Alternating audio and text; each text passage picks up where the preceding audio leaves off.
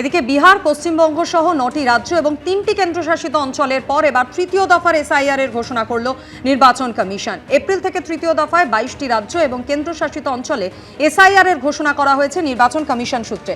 বিজেন্দ্র সিংহ আমাদের প্রতিনিধি টেলিফোন লাইনে রয়েছেন আমাদের সঙ্গে। বিজেন্দ্র, নির্বাচন কমিশন সূত্রে কি খবর? গতকাল চিঠি পাঠানো হয়েছে সব সিইওদেরকে, যেখানে এখন অব্দি এসআইআর হয়নি ইলেকশন কমিশনের তরফ থেকে, এবং সেখানে বলা হয়েছে যে আপনারা প্রস্তুতি মিটিং গুলো ইতিমধ্যে স্টার্ট করে দিন আপনাদের রাজ্যে, এবং এপ্রিল মাসেই এই রাজ্যগুলিতে এসআইআর প্রক্রিয়া স্টার্ট করা হবে।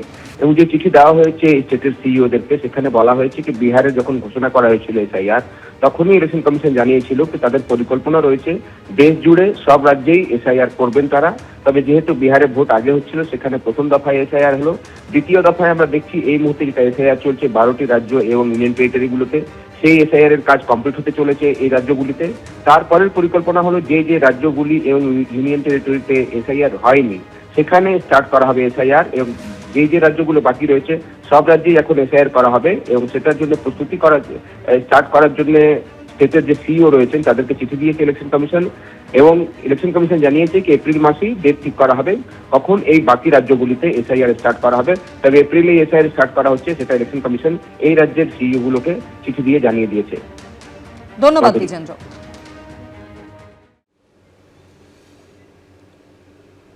যে পরিসংখ্যান নিয়ে এত জল্পনা, সেই পরিসংখ্যান আপনাদের একবার দেখাই। কমিশন সূত্রে খবর, যারা শুনানিতে অংশ নিয়ে নথি জমা করেছেন তার মধ্যে নথি যাচাই করে অযোগ্য আর বাতিলের খাতায় রাখা হয়েছে আরও 4,44,970 জনকে। জেলা শাসকের কাছে নথি যাচাইয়ের জন্য 4,66,323 জনের নাম রয়েছে। তার মধ্যে 60,000 এমন ভোটার রয়েছেন যাদের নথি অন্য রাজ্যের সংশ্লিষ্ট দপ্তর থেকে এখনো যাচাই হয়ে আসেনি। 30 লক্ষেরও বেশি রিভেরিফাই ভোটারের স্ক্রুটিনি করা বাকি রয়েছে। 20 লক্ষ ভোটারের সম্পর্কে ইআরওরা কোনো সিদ্ধান্ত এখনো নেননি। এনুমারেশন পর্ব শেষ হওয়ার পর যে খসড়া ভোটার তালিকা প্রকাশ করেছিল কমিশন, তাতে এ রাজ্যে 58 লক্ষ ভোটারের নাম বাদ গিয়েছিল।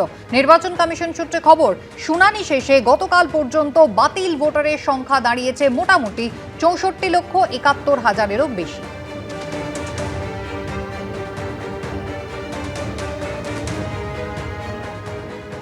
আর এই স্ক্রুটিনি পর্বের মধ্যেই এবার বিএলও ঐক্য মঞ্চের তরফ থেকে চাঞ্চল্যকর অভিযোগ করা হয়েছে। বৈধ ভোটারদের আনম্যাপড করা হচ্ছে। সিও দপ্তরে এই নিয়ে অভিযোগ জানিয়েছে বিএলওদের এই সংগঠন। অভিযোগ, কোচবিহার, উত্তর দিনাজপুর, নদিয়ার বহু ভোটারকে আনম্যাপড করা হয়েছে।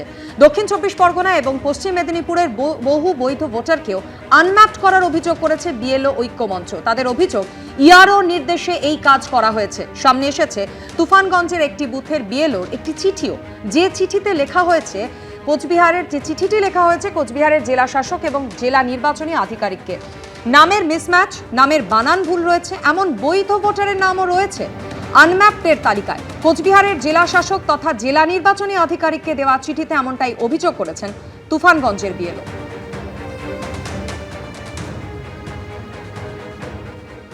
কোচবিহার জেলার ডিএমকে কনভে করা হয়েছে, কারণ সংখ্যাটা কোচবিহার জেলাতে সবচেয়ে বেশি।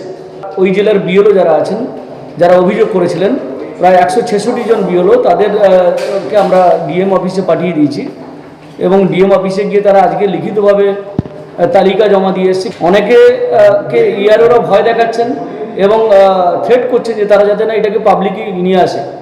আশা করি ডিস্ট্রিক্ট ম্যাজিস্ট্রেটের অফিস এইটা নিয়ে সমাধান করবে এবং যারা বৈধ ভোটার তাদের তালিকাভুক্ত করা হবে।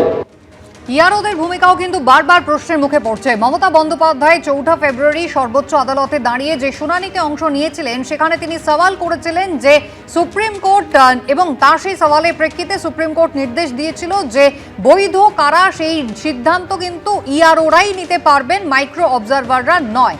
মাইক্রো অবজারভাররা শুধুমাত্র সাহায্য করতে পারবেন। আর এই আবহে নির্বাচন কমিশন সূত্রে দাবি, ভোটারদের তথ্য সংক্রান্ত বিষয়ে বিএলও এবং ইআরওকে দায়িত্ব দেওয়া হয়েছিল। ইআরওদের ভুলের জন্য 1,14,772 জন ভোটারের নথি এখনো আপলোড করা হয়নি, ফলে তাদের তরফে কোনো ভুল হলে শাস্তি দেওয়া হবে।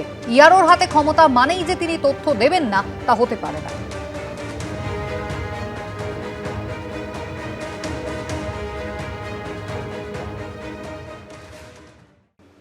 বুধবার থেকে শুরু হচ্ছে বঙ্গ ইন্টারন্যাশনাল ফিল্ম ফেস্টিভ্যাল, যার পোস্টার লঞ্চ অনুষ্ঠানে দেখা গেল রাজ্য বিজেপির প্রথম সারির বেশ কয়েকজনকে। 28 ফেব্রুয়ারি পর্যন্ত Satyajit Ray film and television ইনস্টিটিউটে চলবে এই উৎসব। সিনেমাকে রাজনৈতিক প্রচারের অস্ত্র হিসেবে ব্যবহারের অভিযোগ নতুন নয়। এবার পশ্চিমবঙ্গের বিধানসভা ভোটের মুখেও কি তেমনটাই হতে চলেছে? আগামী বুধবার থেকে SRFTI অর্থাৎ Satyajit Ray film and television ইনস্টিটিউটে শুরু হতে চলেছে বঙ্গ ইন্টারন্যাশনাল ফিল্ম ফেস্টিভ্যাল। এক সপ্তাহ আগে সেই চলচ্চিত্র উৎসবের পোস্টার লঞ্চ হলো, যেখানে উপস্থিত ছিলেন বিজেপির পরিচিত মুখেরা। যদিও একে অরাজনৈতিক চলচ্চিত্র উৎসব বলেই দাবি করছেন তারা। না, এখানে আমি আজকে এসেছি বন্ধু হিসেবে, এবং রাজনীতির জগতে আসার আগে তো আমার একটা অন্য পরিচয় খুব স্ট্রং ভাবে ছিল। আমি হঠাৎ করে রাজনীতিতে এসেছি, কিন্তু তার আগে আমার নিজের একটা আলাদা পরিচিতি ছিল, এবং সেটা আমি কোনোদিনই ভুলতে পারবো না, ভুলতে চাইও না। আগামী দিনে সেটা নিয়ে আরো কাজ করার ইচ্ছে আছে। সুতরাং সেখানে আমার রাজনৈতিক কাজ সেটা পাশাপাশি চলছে অবশ্যই, কিন্তু এটাও খুব ইম্পর্টেন্ট। যদিও বা এটা ঠিক বিধানসভার ভোটে আগে অনেকদিন ধরেই আমরা প্ল্যানিং করছিলাম, কিন্তু এটা মানে ইট ইজ জাস্ট হয়ে গেছে কি এই 24 থেকে 25 থেকে 28, বা তার সাথে কোনো এত প্ল্যান করে হয়নি কি সামনে বিধানসভা ভোট। বিকজ আমরা কজন আছি যারা রাজনীতির জগতে, বাকি তো সবাই কালচারাল জগৎ থেকেই রয়েছে।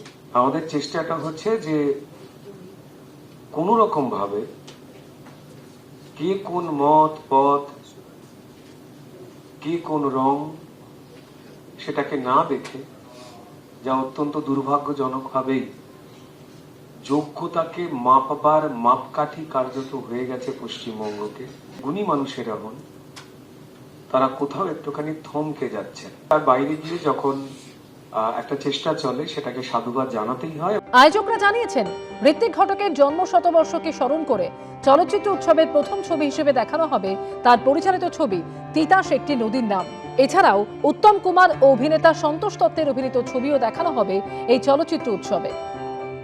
বিজেপি নেতাদের পক্ষ থেকে তারা অরাজনৈতিকভাবে কখনো ফুটবল খেলা, কখনো থিয়েটার ফেস্টিভ্যালের আয়োজন করেছেন।